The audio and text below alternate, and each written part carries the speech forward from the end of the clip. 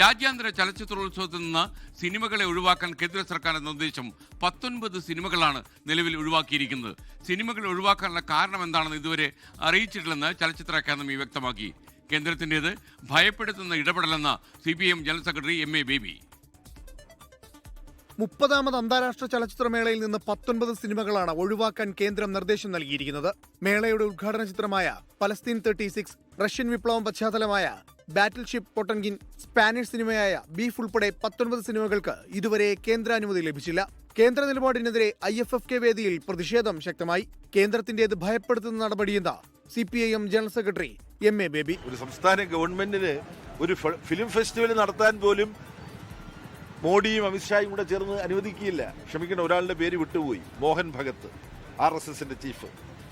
ഇവര് ഒരു സാംസ്കാരിക ജീവിതം ഇന്ത്യയിലെ ജനങ്ങൾക്ക് നിഷേധിക്കുകയാണ്. ബീഫ് എന്ന ടൈറ്റിൽ കണ്ട് അനുമതി നിഷേധിക്കുന്നത് അറിവുകേട് കൊണ്ടാണെന്ന് സംവിധായകൻ അടൂർ ഗോപാലകൃഷ്ണൻ. ബീഫ് എന്ന് പറഞ്ഞൊരു ടൈറ്റിലുണ്ട്. അതിൻ്റെ അർത്ഥം പിന്നെ പശുവിൻ്റെ ഇറച്ചി എല്ലാവരും കഴിക്കണമെന്നല്ല. അതിൻ്റെ അർത്ഥം അതല്ല. അത് ബീഫ് എന്ന് പറയുന്നത് ഒരു പ്രയോഗമാണ്. അതിൽ പശുവിൻ്റെ ഇറച്ചിയെ പറ്റി അല്ല അത്. അതിങ്ങനെ ടൈറ്റിൽ കണ്ടിട്ട് ഇങ്ങനെ വരേണ്ട ആവശ്യമൊന്നുമില്ല. വിമർശനവുമായി വിവിധ ചലച്ചിത്ര പ്രവർത്തകർ രംഗത്തെത്തി. It is negation of cinema.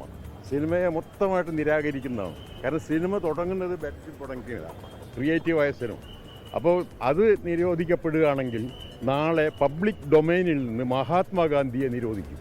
വിഷയത്തിൽ അക്കാദമിയുടെ ഭാഗത്ത് പിഴവുണ്ടായിട്ടില്ലെന്ന് ചലച്ചിത്ര അക്കാദമി ഭാരവാഹികൾ പ്രതികരിച്ചു.